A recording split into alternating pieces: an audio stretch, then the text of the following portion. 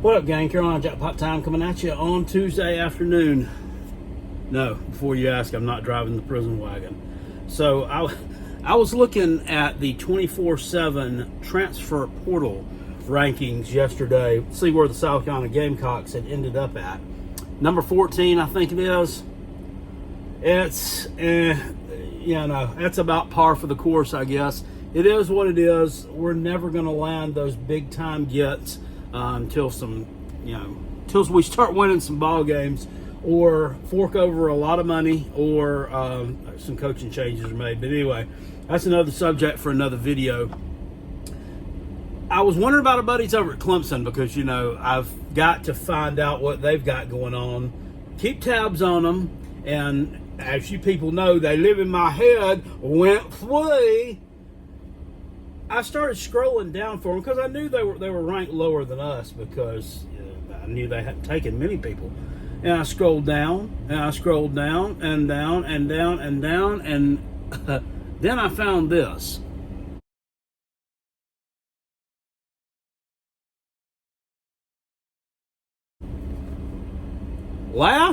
Dead last. We're down there with the service academies. Dabo, dude, what are you doing? What in the actual hell are you doing? Look, service academies, no, they're not going to land transfer portal players. Number one, because federal law prohibits those athletes from engaging in NIL opportunities, which, I don't know. To me, it seems kind of, it seems kind of contradictory. I mean, is NIL, is that governed by state law? I'm not all brushed up on that, but it doesn't seem right. I mean, it's a free market system. They say you can't cap a free market system, but then federal law is going to override that. I don't know. I guess it's because they're also tied to the military, which has something to do with it. But anyway, they're not going to land transfer portal athletes. First of all, that you have to be really, really intelligent to go there. I'm not saying that there aren't college athletes out there who are really, really intelligent that would fit the bill. I think you have to have some kind of a letter of recommendation from like a congressman or something before you can even apply or become, considered for being accepted. I think you did at one point anyway. And then also, aside from that, it doesn't matter what year you are, you still have to go through being a fourth classman, right? You have to be treated like shit for that first year, 9 months, whatever it is, first 2 semesters at any military school if you decide to transfer there. So, ain't nobody doing that. So it's understandable they would not take any transfer portal. Plus, the chances of making it to the NFL out of a military academy are slim to none because you have to go serve your country as an officer for a specified amount of time, right? I mean, David Robinson have to do that, the admiral. But anyway, Dabo is slowly sliding backwards. And I was listening to a CBS podcast, the Cover 3 podcast, which used to be some pretty good stuff on there, but lately it's a bunch of nonsense. And like there's a panel of 4 dudes, and 2 out of the 4 on there. I'm actually getting to that before I get into the story and the what about there. They were ranking the head coaches. CBS ranked the head coaches from 65 through 1, all the Power 4 coaches. 2 out of the 4 of those ranked Dabo as their number 2 coach. Okay, they say, well, there's he's won a national championship. Well, I mean, he's won 2. Matt Brown has won a national championship too. I mean, he's not there on that list. Now, given Dabo's were more recent, but they were also in the pre-NIL and the pre-transfer portal era. I mean, that it's almost like they're so far in the rearview mirror that you can't even see them anymore. Just in terms of how much the game has changed since you won those. It's not 25 God, I can't talk today. It's not 2015, 16, 17 anymore. It's simply just not. And you can't change with the times. You're not going to be successful.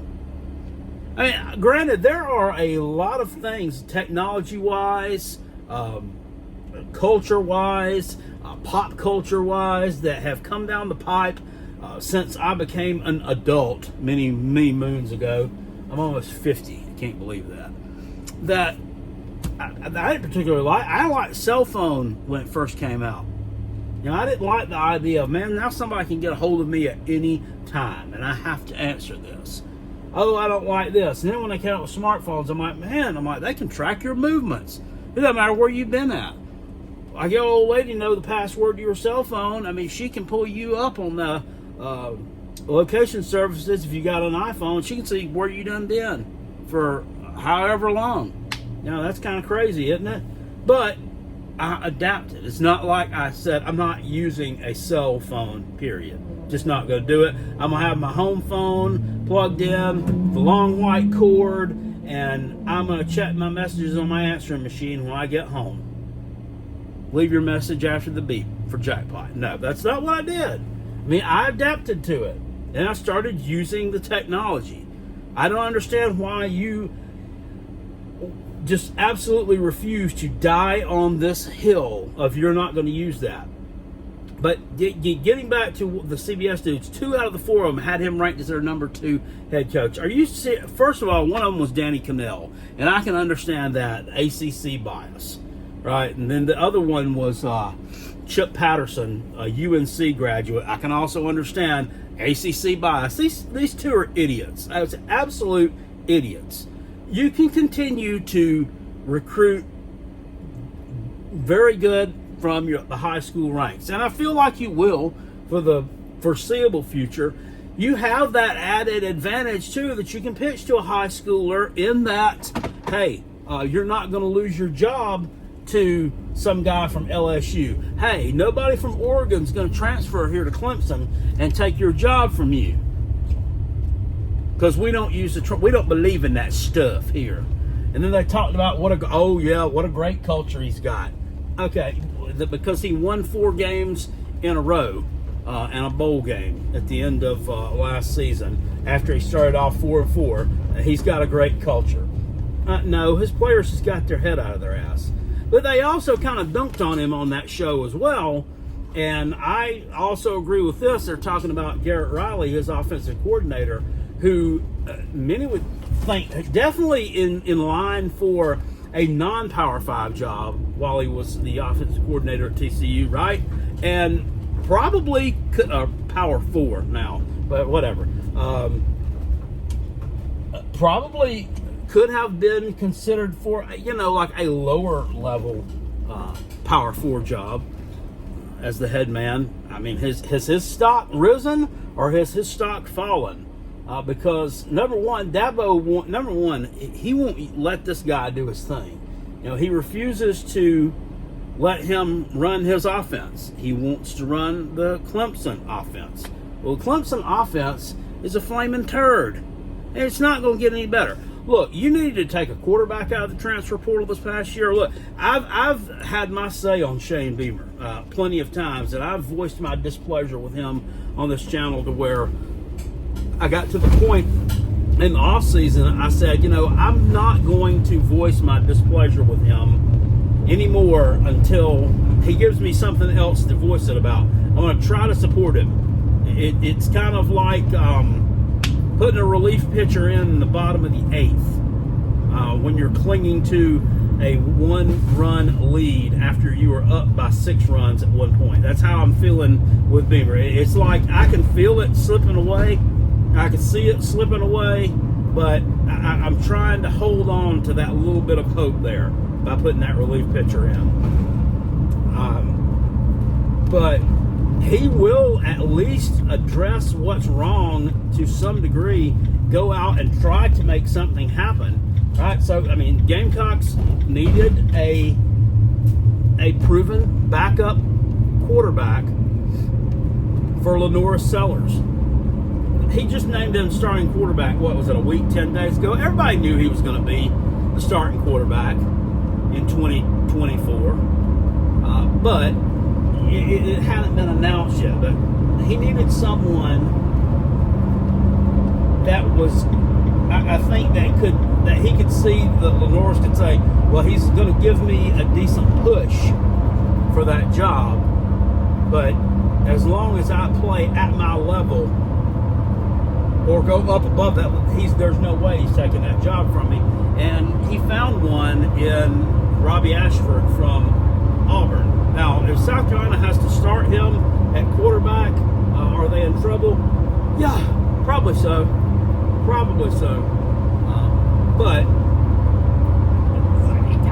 could he be serviceable enough with his legs to, at least keep you in some ball games and maybe win ball games against lesser competition? I think so. So, he's plugging holes. He lost a couple of wide receivers in the portal. Went out and got a ton of wide receivers out of the portal. Now, it's just up to them to play. Which brings me up to something else that's kind of funny. This one kid, Jared Brown, that they got from Coastal Carolina, it looked like the most impressive one on paper out of the bunch of receivers that they had recruited in from the portal.